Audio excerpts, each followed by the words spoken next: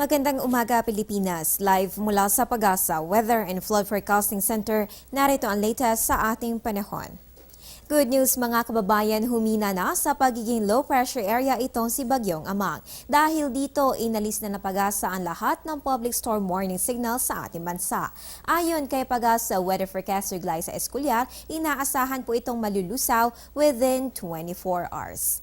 Ngayong Lunes, umiiral pa rin po ang northeast monsoon dito sa may Luzon. Asahan sa may Cagayan Valley, Cordillera at Ilocos ang light to moderate rain sanhi po yan ng low pressure area. Dito naman sa Metro Manila at nalalabing bahagi ng Luzon, makakaranas po tayo ng maulap na kalangitan na may mahihinang pag-uulan dulot naman ng umiiral na northeast monsoon. Ang Visayas at Mindanao mga kababayan makakaranas na po ng improving weather condition maliban lamang sa isolated thunderstorms.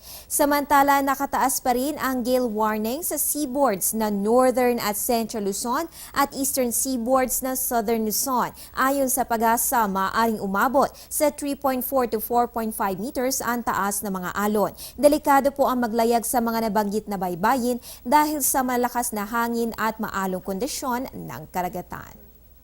At yan ang latest mula dito sa Pag-asa. Ugaliin mag-monitor ng weather conditions sa pamamagitan ng Panahon TV Facebook at Twitter accounts. Antabayan na rin ang aming susunod na update mamayang alas 8 ng umaga. Para sa Radyo Vision, ako po si April Enerio, Media ng Bayan.